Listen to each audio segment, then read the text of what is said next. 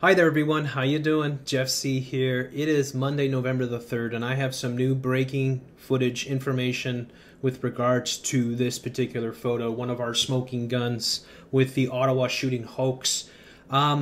We, of course, broke this. Max Resistance, many others have been working on it. System Exposure and Pat Jack are two of our top researchers dealing with shadows and timing, have broken down the time of this photo using the location and all the angles and the shadows of the poles to determine that this photo was indeed taken before 9:30 a.m. Of course, most of us who've been following this story know that the actual shooting took place around 9:50 a.m., so that a good 20 minutes later, which meant that these cars were indeed in place in advance before the event occurred. The person who first put up this information feared for their life. This was the post that was since stricken from the internet. I'm going to see if I can fit it all in here and just read it to those of you who haven't seen it before. I'm a legislative assistant. Here is the view outside my office at 9:30 a.m., about 15 minutes before the crazed gunman. A shit ton of cops hanging out by the West Block for no reason. I know two things they aren't telling the press public. Hopefully you dipshits will take this serious because my career is on the line. And he went to mention that a car bomb went off in Nepean and knocked out a main transmitter, killing power to the city's west end. It's true, that's been verified. Not so much a car bomb, but that the power did shut down to the city's west end. Police used jammers to disrupt all cell phones in the downtown area during the lockdown. Why does this matter? Why the fuck are the police, not just the RCMP, have the capacity to do this? This was just a test. Brace yourself. If you see that a legislative assistant died, had an accident, commit suicide, whatever, I'd like to say for the record that I've never wanted to kill myself. I take my job seriously, but I ask honest questions. Wednesdays, there are events hosted at the Parliament and security is slack. There was no need for all the police at the Parliament this morning, pre-shooting incident. Nobody, Prime Minister and opposition leaders excluded, of great significance was scheduled for today. Further, blowing up the West End's transmitter should just make people angry, not dependent on the government. I feel like if we do not stand up right now, we will be baited into losing everything because of ISIS. All right, and one last fun fact. Yesterday, the House debated two things: Ebola in West Africa, and even way more importantly, terrorist attack in Canada. Okay, so this post was a big deal.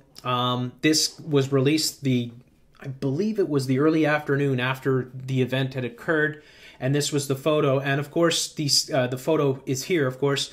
The skeptics saying, well, how do you know that's the morning? And then, of course, they're saying, well, how do you know that it wasn't after the event had taken place? One thing that you'll notice here is that there's very few people. There's a guy walking around. There's nothing going on, right? There's not a whole bunch of people. There aren't construction guys looking all around. There's nothing, nobody moving around, just some cops standing there. This is a setup, right? You have 1, 2, 3, 4, 5, 6 vehicles that you can see in this picture. This is extremely significant, Canada. We're going to prove it to you that this photo was taken at around 9:24 a.m., certainly before the shooting happened, and therefore the police were already in place. And what that means is that this whole thing was staged, Canada. I hope you're paying attention, and I hope you share this video. As unsettling as it might be to you, this is extremely important. So the footage that I've come across is CBC playing games with their footage. They actually have 3 different cameras, 3 different videos playing at the same time, and they cut out and they come on and they cut out and they come on, and they're playing, the audio's playing in the background for 3 different videos at the same time. They do this so that people like myself have a very hard time breaking down everything that's being said, everything that's being talked about. And so therefore it's a method of trickery, but I'm going to get around this. I'm going to show you in this video that these cop cars were indeed there. The Ottawa police cars and the RCMP cars. This is something that Justin Bryant was able to notice right away. Why were there Ottawa City Police cars up on the Parliament? They have no jurisdiction there. They have no business there. Now, of course, if the event was ongoing, then you could say, well, they came to join in and offer support. But of course, as you can see, there's a few people standing around, nothing going on, a guy walking down the street, no sirens going. This is a setup, folks. We have the proof now. So I'm going to show you the CBC video that shows the people being evacuated and running down here past the construction of the West Block and heading directly towards these cop cars that, of course, were already in place. This is absolutely massive. I ask you to share this with everyone you know. Thank you so much.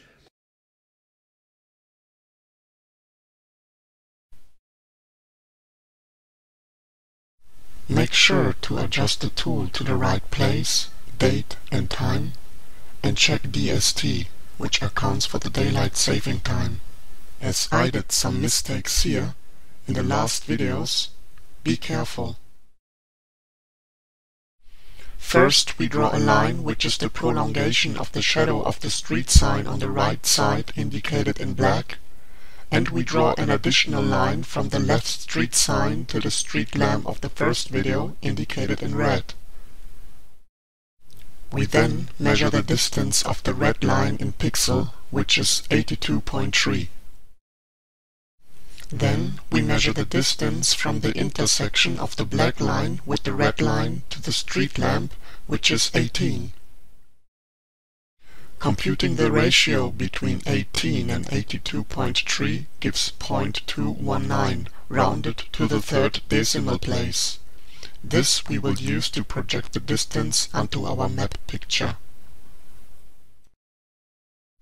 Now we switch over to our tool and set our shadow marker at the position of the street sign as indicated by the red arrow in the upper right. We then draw a red line from the left street sign to the street lamp, which measures 379. Multiplying this with the ratio gives 83. Starting from the street lamp, we can draw a line with the same length. This line we can extend to the intersection between the 10 AM shadow prolongation and the sidewalk on the upper right. This line measures 130.5. As a last step, we extend the line to the intersection of the 9 AM shadow with the sidewalk, which measures 220.2. Now we can compute the difference between 220.2 and 130.5, divide this by 220.2 and multiply it by 60 minutes, which gives 20.4 minutes. Therefore, we can assume that the picture was taken around 9:24. Although the computation is sensitive to the marker position in the tool provided, someone will come up with a value between 9:20 and 9:30. Prove it yourself. Many thanks to Pat Jag and others who used different methods to show that the picture indeed was taken around the time claimed by the original poster.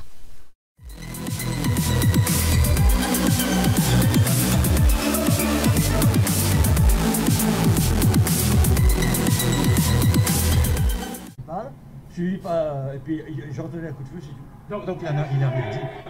Non, il s'est pas arrêté, il est sorti en vitesse, il a armé son fusil, puis il est rentré. Okay. Pour mes collègues du réseau anglais, pouvez-vous m'expliquer ce qui s'est passé? Well, I saw the car going very fast. Behind I saw RCMP cars. It was a young man with long hair. Jeff C. here. What I'm doing here is I'm taking a video from CBC. CBC is trying to be very clever to keep people from, like me, from breaking down what they're doing. They put 3 different video things going at the same time, so you hear the audio from all different ones, and it switches, and all of a sudden one will cut off and one will come on. This is all trickery in order to keep us from being able to see what they're up to. So I'll do my best to break it down. You're going to hear the chiming of the clock. it'll chime 10 times to signify that it is 10 a.m. He ran right away because he saw the police car behind, so he ran right away inside the parliament, and that's all. I mean, you didn't suspect anything, I guess. I was coming to work. So, you know, This guy's most likely a crisis actor. And you see him being interviewed by several people.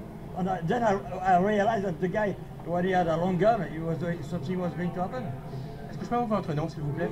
Alain Merisier. Oui, je suis servant au restaurant des parlementaires.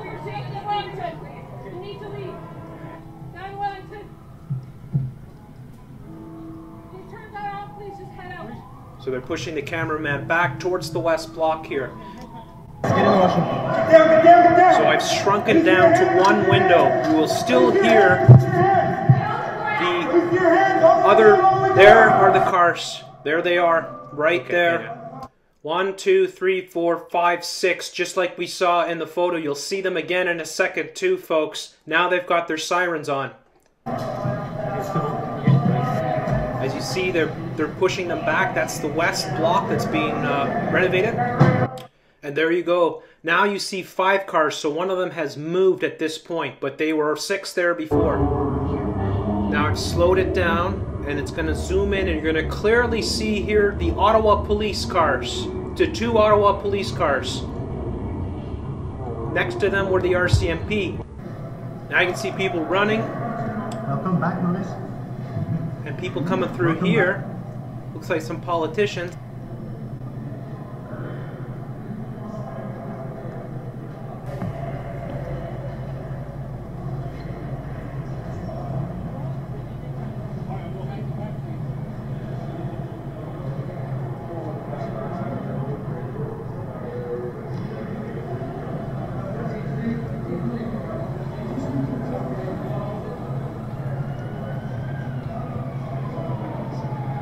Who's going out the front?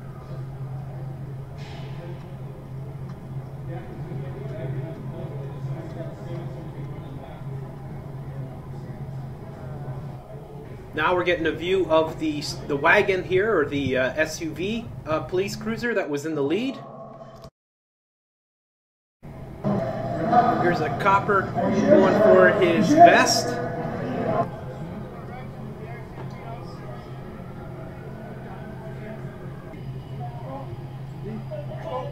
And there you get another view of the cop cars that were perfectly positioned like they were in the photos. And the French-Canadian crisis actor who's being interviewed by everyone. And that's how it works, right? There are the cars.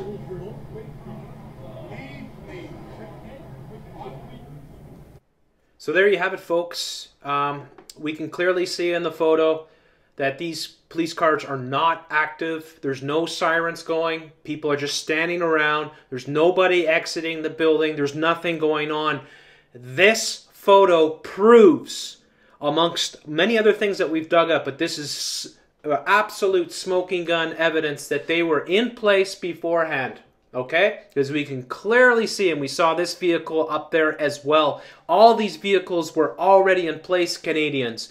You have to understand this. This is a staged drill, and they are going to take away your rights. They are staging these drills. There's no way they should get away with it. You should be outraged at what they have done. We have more than enough proof to sink this government and to send this into Saturn, as press likes to say. This is case closed, folks. We have an official hoax. Please send this video to everyone you know. Share it everywhere you can, all social media. Thank you so much for listening.